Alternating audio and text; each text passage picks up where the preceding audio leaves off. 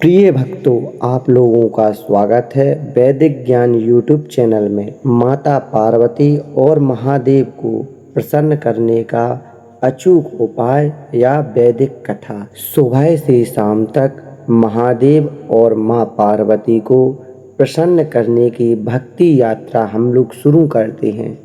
ओम नमः शिवाय, हर हर महादेव। कहते हैं भगवान शिव को पाने के लिए बड़े बड़े महलों की ज़रूरत नहीं होती, उन्हें चाहिए तो बस एक सच्चा मन। और माता पार्वती को प्रसन्न करने के लिए भी कोई सोने चांदी के आभूषण से ज़्यादा ज़रूरी है भक्ति, सम्मान, दया और अपने कर्मों की पवित्रता। अगर कोई भक्त पूरे दिन को महादेव और माता पार्वती की भक्ति में बिताना चाहता है तो वह सुबह आँख खोलने से लेकर शाम तक एक सुंदर साधारण क्रम बना सकता है।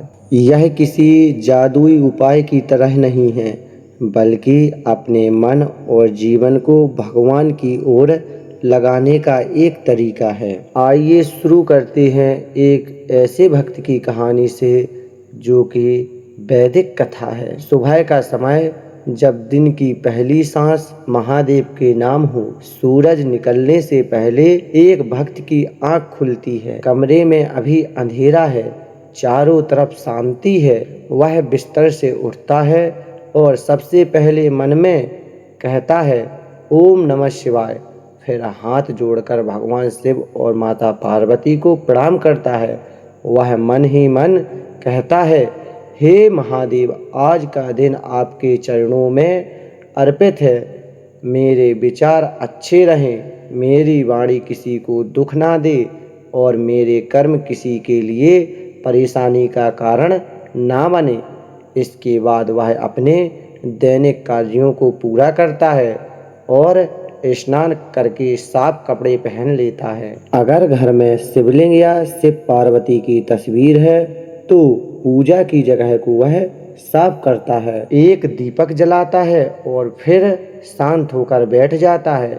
कोई जल्दबाजी नहीं, कोई दिखावा नहीं, बस कुछ मिनट भगवान के सामने वह धीरे धीरे मंत्र बोलता है, ओम नमः शिवाय, हर हर महादेव।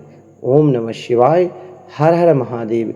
ऐसे करके एक बार बोलता है, 2 बार बोलता है, 10 बार बोलता है और फिर इतनी श्रद्धा हो जाती है कि पता ही नहीं चलता कि उसने कितने बार ओम नमः शिवाय, हर हर महादेव का जाप किया। यहाँ संख्या से ज़्यादा महत्वपूर्ण मन की एकाग्रता होती है। महादेव को जल अर्पित करने का समय, अब भक्त शिवलिंग पर स्वच्छ जल अर्पित करता है और जल चढ़ाते समय वह मन में कहता है, हे भोलेनाथ, जैसे यह जल आपके चरणों में अर्पित हो रहा है, वैसे ही मेरे अहंकार और क्रोध, बुरे विचार भी आपके चरणों में अर्पित हों। अगर परिवार की परंपरा में पूजा की अन्य सामग्री चढ़ाई जाती है तो वह श्रद्धा से चढ़ा सकता है, लेकिन एक बात हमेशा याद रखनी चाहिए, भगवान को सच्ची श्रद्धा सबसे महत्वपूर्ण है।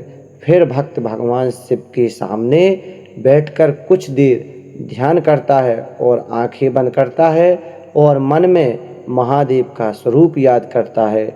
जटाओं में गंगा, मस्तक पे चंदा, गले में सर्प और चेहरे पर अद्भुत शांति। फिर कहता है, हर हर महादेव। अब माता पार्वती की भक्ति। अब भक्त माता पार्वती को प्रणाम करता है। वह समझता है कि शिव और शक्ति को अलग अलग समझना अधूरा है। जहाँ शिव है वहाँ शक्ति है और जहाँ शक्ति है वहाँ शिव है। वह माता पार्वती से प्रार्थना करता है, हे माता, मेरे घर में प्रेम बनाए रखना, मेरे परिवार के लोगों को सुख देना, मेरे मन में धैर्य देना, मुझे किसी का अपमान करने से बचाना। फिर वह माता के सामने दीपक रखता है, अगर संभव हो तो फूल अर्पित करता है और कुछ समय शांत बैठकर माता पार्वती का स्मरण करता है।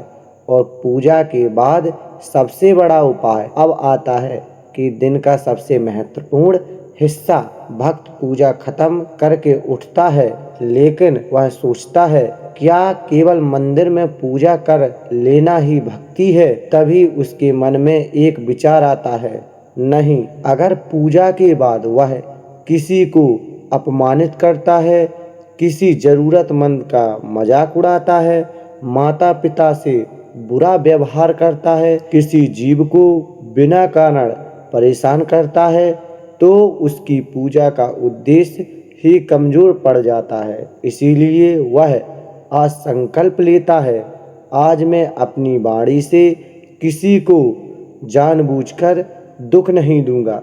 यही उसकी असली साधना बन जाती है। सुबह से दोपहर तक कर्म की पूजा। भक्त अपने रोज का काम करता है और अगर वह पढ़ाई करता है तो ईमानदारी से पढ़ाई करता है, अगर काम करता है तो मेहनत से काम करता है, अगर वह घर पर है तो परिवार के काम में हाथ बटाता है, किसी बुजुर्ग की मदद करता है, किसी छोटे बच्चे से प्यार से बात करता है, किसी जरूरतमंद की मदद करने का अवसर मिलता है तो अपनी क्षमता के अनुसार मदद करता है, और सबसे जरूरी वह किसी की मजबूरी का मजाक नहीं उड़ाता। हर जीव में ईश्वर का अंश देखने की कोशिश करनी है। दोपहर में भोजन से पहले धन्यवाद करना है। दोपहर में भोजन करने से पहले वह कुछ क्षण रुकता है, हाथ जोड़कर भगवान को धन्यवाद करता है, हे महादेव, यह भोजन मिला इसके लिए धन्यवाद। जिन लोगों की मेहनत से यह भोजन मेरे घर तक आया उन्हें भी सुख देना। फिर भोजन करता है, वह भोजन को व्यर्थ नहीं करता है, जितनी जरूरत उतना ही लेता है। और अगर घर में कोई भूखा हो तो पहले उसकी चिंता करता है, क्योंकि भक्ति केवल मंदिर में नहीं होती, भक्ति हमारे व्यवहार में दिखाई देती है। दोपहर के बाद मन की परीक्षा। दिन आगे बढ़ता है, किसी व्यक्ति की कोई बात भक्त को बुरी लग जाती है, उसके अंदर गुस्सा आता है, वह जवाब देना चाहता है, लेकिन फिर उसे सुबह किया हुआ संकल्प याद आता है। वह कुछ सेकंड चुप रहता है, गहरी सांस लेता है और सोचता है, मैं महादेव का भक्त हूँ, मुझे हर बात का जवाब गुस्से से नहीं देना है। वह शांत हो जाता है। यही उसकी दूसरी पूजा बन जाती है, क्योंकि भगवान के सामने शांत बैठना आसान है, लेकिन किसी के गलत व्यवहार के सामने खुद को शांत रखना कठिन है। और यही असली परीक्षा है। अब शाम होने लगती है, दिन का दूसरा सबसे सुंदर समय। अब सूर्य ढलने लगता है, आसमान रंग बदलने लगता है। भक्त अपने घर की पूजा की जगह साफ करता है और दीपक जलाता है। अगर संभव हो तो परिवार के साथ मिलकर कुछ मिनट भजन या मंत्र का स्मरण करता है, जैसे ओम नमः शिवाय।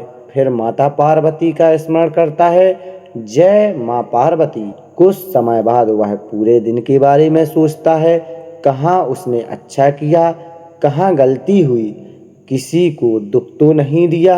अगर कोई गलती याद आती है तो वह मन में क्षमा मांग लेता है और कहता है, महादेव, आज मुझसे जो गलत हुआ उसे सुधारने की शक्ति देना। शाम की सबसे बड़ी प्रार्थना। अब भक्त अपनी कोई इच्छा महादेव के सामने रखता है, लेकिन वह केवल यह नहीं कहता, मुझे यह दे दो, मुझे वह दे दो। कहता है, महादेव, अगर मेरी इच्छा मेरे लिए अच्छी है तो उसे पूरा करने का रास्ता दिखाइए, और अगर वह मेरे लिए अच्छी नहीं है तो मुझे उसे स्वीकार करने की बुद्धि दीजिए। माता पार्वती से कहता है, माता, मेरे परिवार में प्रेम रखना, मेरे परिवार को स्वस्थ और सुरक्षित रखना, मेरे अंदर अच्छे संस्कार बनाए रखना। फिर कुछ क्षण बिल्कुल शांत रहता है, ना कोई मांग, ना कोई शिकायत, बस भगवान का स्मरण। फिर आता है सबसे बड़ा रहस्य। भक्त सोचता है, क्या आज महादेव मुझसे प्रसन्न हुए होंगे। तभी उसके मन से एक उत्तर आता है, जब तुम्हारा मन थोड़ा शांत हुआ, जब तुमने किसी की मदद की, जब तुमने अपने क्रोध को रोका, उसी समय तुम्हारी भक्ति का अर्थ पैदा हुआ।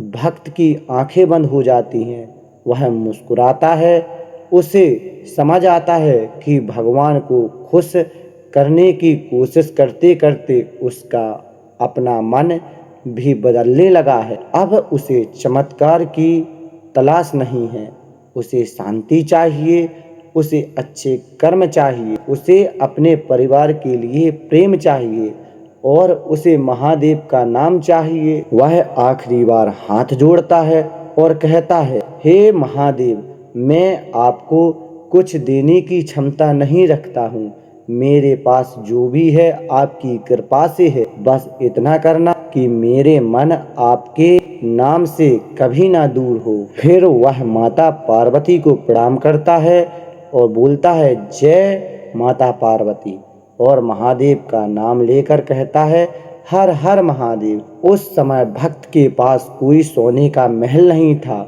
उसके पास कोई बड़ा धन नहीं था, लेकिन एक चीज थी, सुकून। और शायद यही उस पूरे दिन की सबसे बड़ी प्राप्ति थी, क्योंकि महादेव की भक्ति का अर्थ केवल भगवान से कुछ मांगना नहीं, बल्कि अपने भीतर के क्रोध को कम करना है, अपने कर्मों को बेहतर बनाना है, दूसरों के प्रति दया रखना है और हर दिन भगवान को याद करते हुए खुद को बेहतर इंसान बनाने की कोशिश करना है। ओम नमः शिवाय, हर हर महादेव, जय माँ पार्वती, जय माँ हिंगलाज। अगर आप लोगों को यह वीडियो थोड़ी भी अच्छी लगी हो तो वीडियो को लाइक करें और चैनल को सब्सक्राइब करें। हर हर महादेव भक्तों।